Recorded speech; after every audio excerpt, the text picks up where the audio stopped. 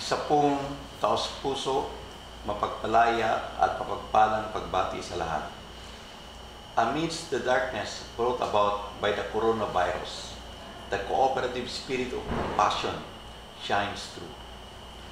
This is exemplified by the cooperatives nationwide, manifesting service, kindness, and compassion during these most trying times. The seventh principle, cooperative principle, which is concerned for the community, is being showcased by the thousands of cooperatives throughout the country. From the onset of the coronavirus pandemic that has haunted the whole nation and the entire world in crisis, there are amazing stories of love and compassion being shown by the cooperatives throughout toward their members and to their respective communities. These stories are so fascinating in a world that has given high veneration to the profit motive, buried in so much materialism and consumerism. I would like to commend the valiant efforts shown by our cooperatives. Isa pong taimtim na pagpupugay. The members braved their way amidst the danger, giving more importance and utmost priority to those in need. I am one with His Holiness Pope Francis when he mentioned that COVID-19 is nature's revenge against humanity. With that pronouncement, the cooperatives' contention among earlier that COVID-19 is a manifestation of nature's wrath because of a flawed development paradigm is worth reflecting. The cooperatives, while battling the COVID-19 crisis, have looked beyond the horizon to countervail against climate change, social injustice, deep inequality, and poverty. It is in this context that we are reiterating the cooperative stand that cooperativism is a countervailing force against the pandemic disease. Why is this so?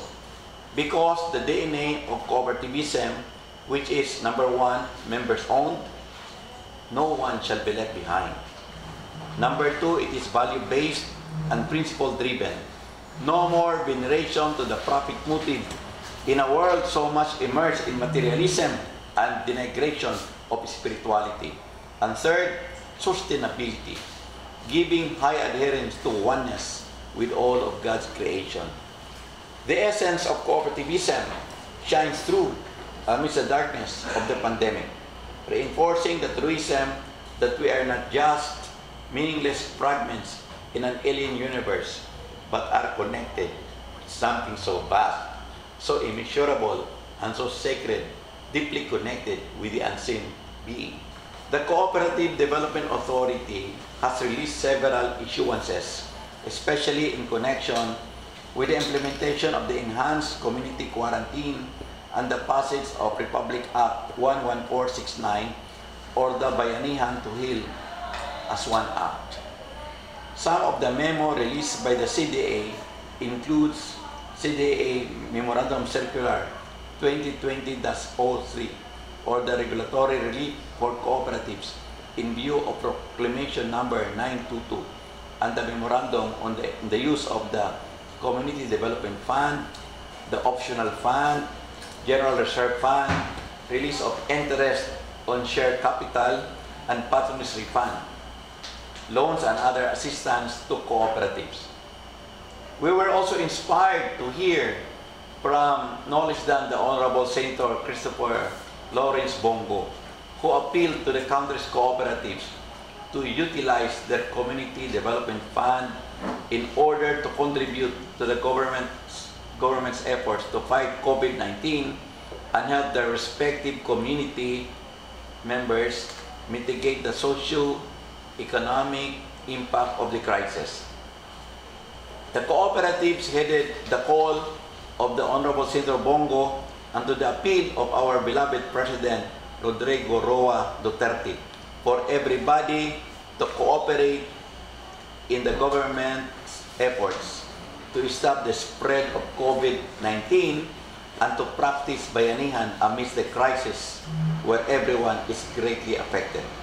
In fact, since the start of the quarantine period all over the 16 regions of the country, the cooperatives have been providing assistance in various forms, from donating relief goods and basic necessities to communities, providing packed meals for the frontliners, producing personal protective equipment for donation to the communities and to the medical staff and law enforcement units, and giving out cash donations to the local government units, to other cooperatives as well as to the other beneficiaries.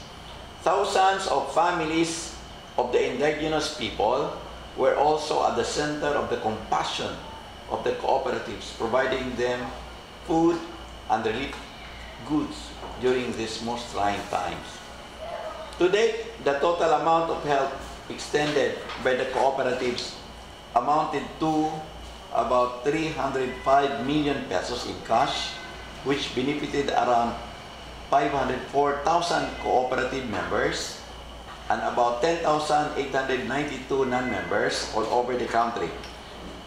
A total of 302.6 million worth of donation in kind in the form of goods, food packs, and PPEs were also given by the co-ops across the country and have benefited some 502,827 co-op members and some 4,392 non-members. Recognizing the role that the cooperatives play in the recent times, we are appealing along with the 11 million members of the cooperatives across the country to the Interagency Task Force on Emerging Infectious Disease and to the Chairman, Chief Implementer of the Philippines Declared National Policy Against COVID-19, the Honorable Secretary Carlito G. Galvez Jr., to allow all cooperatives to operate during the extended enhanced community quarantine and the general community quarantine, not only so that these co-ops could provide assistance to the community, but also to contribute greatly in ensuring food security and sufficiency in the nation's overall efforts in fighting COVID-19. As you all know, in a 3-month research study conducted by the International Cooperative Development Council last year, headed by Dr. Judith Hermanson of the United States Agency for International Development, or USAID, the international study has concluded in its findings that where there are cooperatives, the quality of life in those communities that they are operating is better. And that the Philippines is the cooperative leader in Asia and the Pacific. Pinakita po ng mga kooperatiba ang katotohanan ng study ng the USAID last year, lalo na po ngayong panahon ng coronavirus pandemic. Ang sigaw ng sambayanang kooperatiba, kooperatiba laban sa kahirapan, kooperatiba laban sa climate change at violent extremism. At ngayon, kooperatiba laban sa coronavirus pandemic. Patuloy po tayong makaisa bilang mga Pilipino at tumulong sa ating mahal na Pangulo at sa ating pamahalaan sa laban ng buong bansa kontra COVID-19. Bilang kasapi ng Samahang Kooperatiba, patuloy nating sikapin na tumulong hindi lang sa ating mga membro, kundi pati na rin sa iba pang mga kababayan, lalo na yung nasa laylayan ng lipunan at higit na nangangailangan. Atin pong tandaan na sa Samahang Kooperatiba ay walang iwanan at walang maiiwan. Naway patnubayan tayong lahat ng pong may kapal at panatilihing ligtas sa lahat ng oras. Maraming pong salamat at mabuhay ang kooperatiba. Salamat po.